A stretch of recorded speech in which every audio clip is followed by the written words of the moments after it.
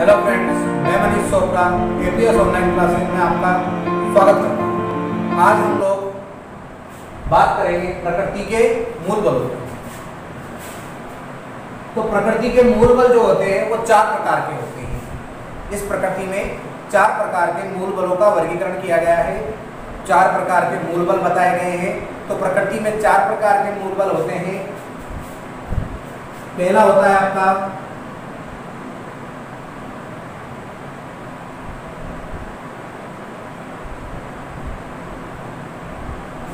गुरुत्वाकर्षण बल। दूसरा है आपका विद्युत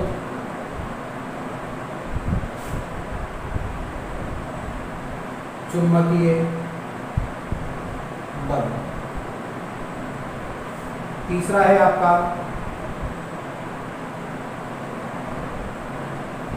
प्रबल नाभिकीय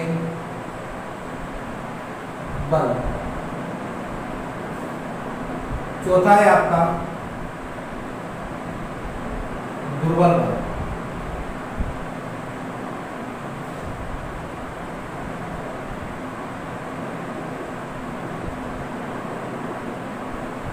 तो इस प्रकृति के 4 मूल बल होते हैं। एक होता है गुरुत्वाकर्षण बल, एक होता है विद्युत चुंबकीय बल, एक होता है प्रबल नाभिकीय बल, एक होता है दुर्बल बल। अब गुरुत्वाकर्षण बल जो होता है ये दो वस्तुओं के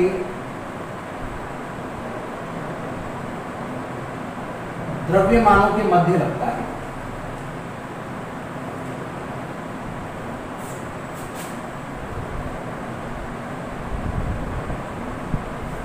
दो वस्तुओं के द्रव्यमानों के मध्य कार्यरत रहता है। ये जो बल है ये दो वस्तुओं के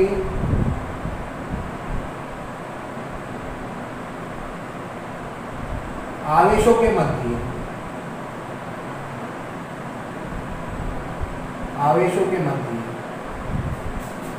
कार्यरत रहता है।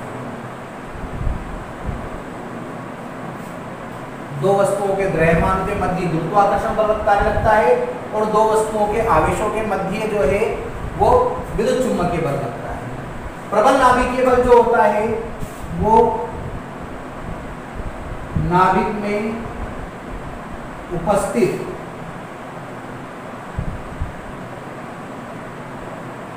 नाभिक में 2 प्रकार के कण उपस्थित होते हैं, प्रोटॉन एवं न्यूट्रॉन, जिन्हें हम बोलते हैं न्यूक्लियन।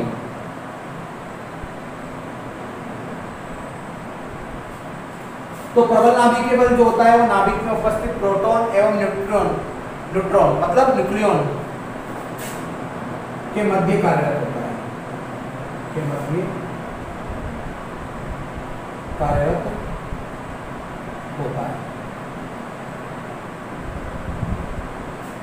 नाभिक में उपस्थित प्रोटॉन और न्यूट्रॉन मतलब न्यूक्लियन के मध्य कार्यरत होता है। दुर्बल बल जो होता है ये होता है रेडियो एक्टिव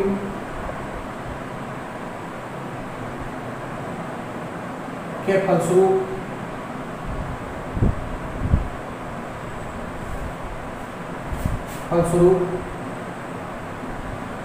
उत्पन्न कणों के मध्य। अब आपको ये पता नहीं है कि रेडियो एक्टिव क्या होता है। तो कुछ तत्व रेडियो एक्टिव समझ लें, कुछ तत्व ऐसे होते हैं जो अस्थायी होते हैं और कोई भी तत्व जो होता है वो अस्थायी नहीं रहता। तो अगर कोई तत्व अस्थायी है तो वो क्या करेगा, कुछ कणों का उत्सर्जन करेगा। वो कण कौन कौन से होते हैं, एल्फा, बीटा और गामा, 3 प्रकार के कण होते हैं। अगर कोई नाभिक या कोई तत्व अस्थायी है तो वो स्थायित्व को प्राप्त करने की कोशिश करता है, और स्थायित्व को प्राप्त करने के लिए वो स्वतः ही, कुछ मत करो, वो स्वतः ही क्या करेगा, अल्फा बीटा और गामा किरणों का, अल्फा और बीटा कण होंगे और गामा किरणें होगी, तो अल्फा बीटा कणों का या गामा किरणों का उत्सर्जन करेगा और इनका उत्सर्जन करने के बाद वो स्थायी तत्वों में विभक्त हो जाएगा, स्थायी तत्वों में विभक्त हो जाएगा। तो अल्फा बीटा और गामा किरणें जो निकली उनमें अल्फा और बीटा कणों के मध्य जो बल लगता है उस बल को बोलते हैं हम दुर्बल बल। तो रेडियोएक्टिव घटना के फलस्वरूप जो अल्फा और बीटा कण उत्सर्जित होते हैं उन अल्फा और बीटा कणों के मध्य जो है वो कौन सा बल कार्य करता है? दुर्बल बल कार्य करता है। अब आगे देखिए, दो वस्तुओं के द्रव्यमानों के मध्य गुरुत्वाकर्षण बल जो होता है वो इसकी परास जो होती है, इस बल की जो परास होती है वो अनंत होती है, मतलब अनंत दूरी तक कार्य करता है। ऐसे ही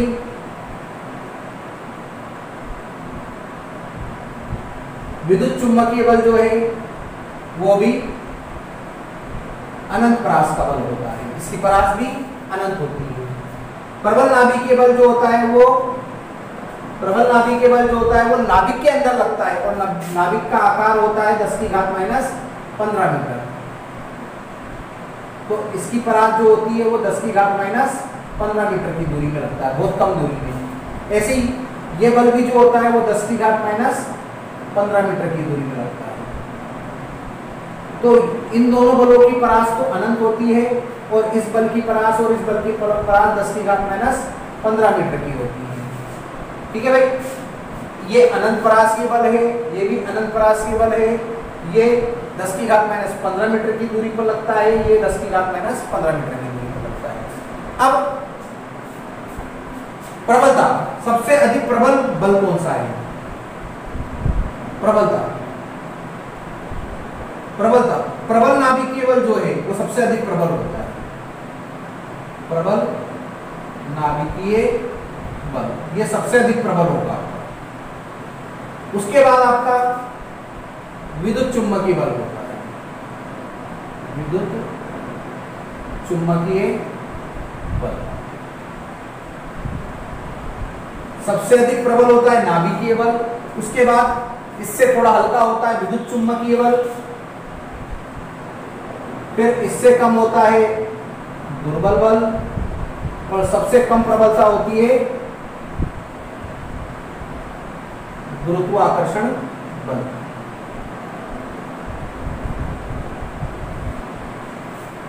तो गुरुत्वाकर्षण बल की परास अनंत है, बहुत दूरी तक लगता है।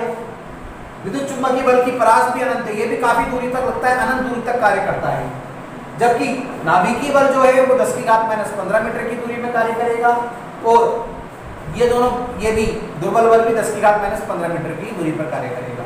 इसका मतलब इनकी परास कम है और इनकी परास ज्यादा है। जबकि प्रबल सबसे ज्यादा नाभिकीय बल होता है, नाभिकीय बल सबसे ज्यादा प्रबल होता है, उससे कम प्रबल विद्युत चुम्बकीय बल होता है, उससे कम प्रबल दुर्बल बल होता है, सबसे कम प्रबलता गुरुत्वाकर्षण बल की। आगे देखें हम लोग, अब एक एक बल की बात करते हैं। सबसे पहले आता है आपका गुरुत्वाकर्षण बल। न्यूटन नामक वैज्ञानिक ने, न्यूटन नामक वैज्ञानिक ने यह बताया था कि जब दो वस्तुएं एक दूसरे से कुछ दूरी पर स्थित होती हैं तो उन वस्तुओं के मध्य जो बल लगता है उसे हम गुरुत्वाकर्षण बल कहते हैं।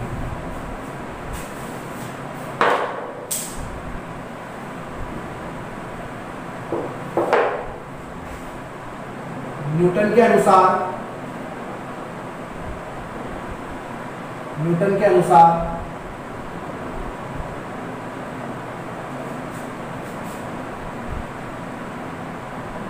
ब्रह्मांड में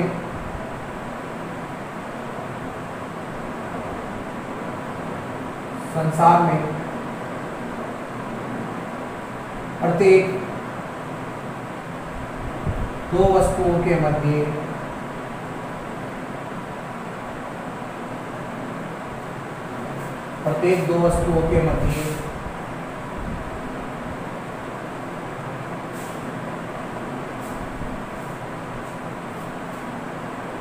एक आकर्षण बल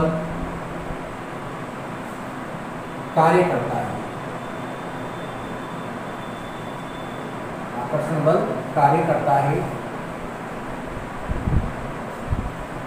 जिसे गुरुत्वाकर्षण बल कहते हैं, जिसे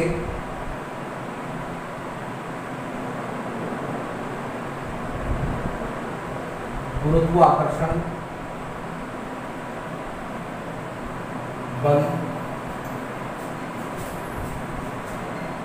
गुरुत्वाकर्षण बल कहते हैं, गुरुत्वाकर्षण बल कहते हैं, जिसे हम क्या बोलते हैं, गुरुत्वाकर्षण बल कहते हैं। तो न्यूटन के अनुसार संसार में प्रत्येक दो वस्तुओं के मध्य एक आकर्षण बल कार्य करता है, जिसे गुरुत्वाकर्षण बल कहते हैं। न्यूटन ने बताया कि जैसे कि ये दो वस्तुएं हैं,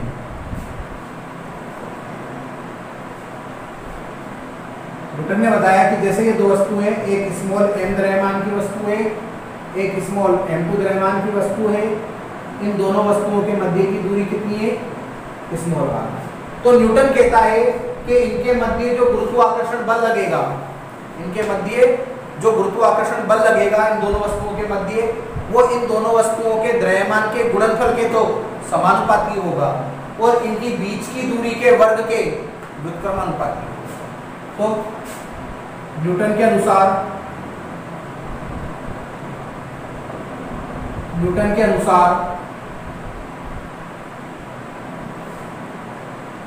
दो वस्तुओं के मध्य लगने वाला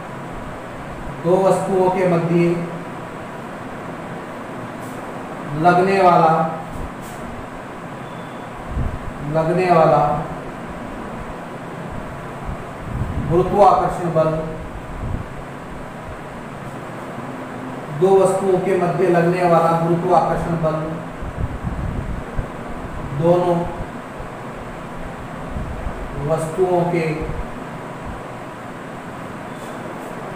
दोनों वस्तुओं के द्रव्यमान के गुणनफल के समानुपाती।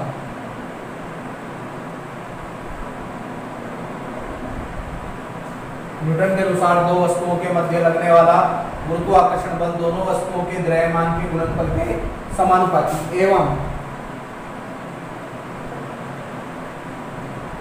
इनके बीच की दूरी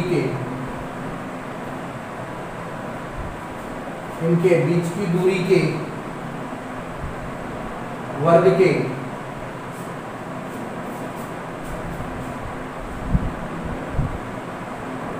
व्युत्क्रमानुपाती होगी। दो वस्तुओं के मध्य लगने वाला गुरुत्वाकर्षण बल दोनों वस्तुओं के द्रव्यमान के गुणनफल के समानुपाती एवं इनके बीच की दूरी के वर्ग के व्युत्क्रमानुपाती होता है। ठीक है भाई। चित्रानुसार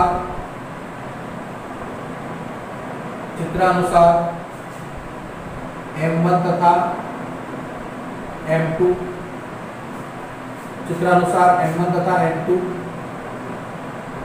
दो कण या वस्तुएं बोल दे, दो कण एक दूसरे से स्मॉल r दूरी पर स्थित हैं, तब न्यूटन के अनुसार इनके मध्य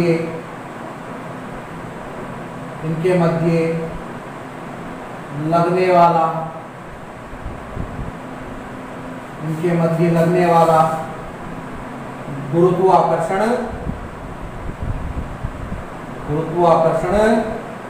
बल,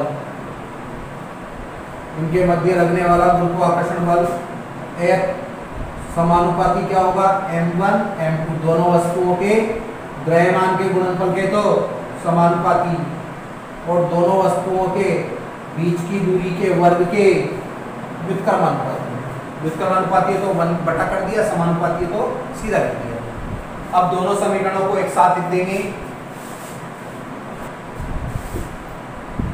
अब दोनों समीकरणों को एक साथ लिख देंगे। समीकरण 1 व समीकरण 2 से F समानुपाती m1 m2 upon r square. F बराबर कितना हो जाएगा जी m1 m2 upon r square. F बराबर जी m1 m2 upon r square. यहाँ कैपिटल जी एक समानुपाती नियतांक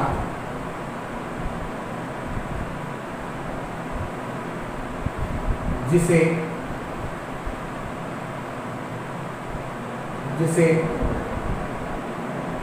गुरुत्वीय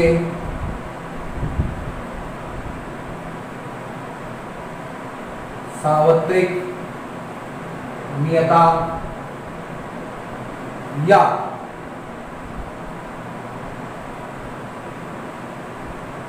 गुरुत्वाकर्षण बल नियतांक भी कहते हैं, जिसे हम गुरुत्वीय सार्वत्रिक नियतांक या गुरुत्वाकर्षण बल नियतांक भी कहते हैं। जी बराबर जी का जो मान होता है वो होता है 6.67 इंटू 10 की घात -11 newton into metre square upon kilogram.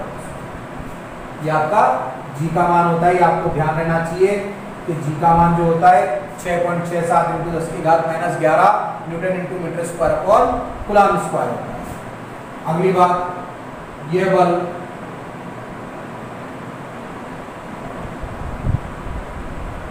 अनंत परासीय बल होता है, परंतु इसकी प्रबलता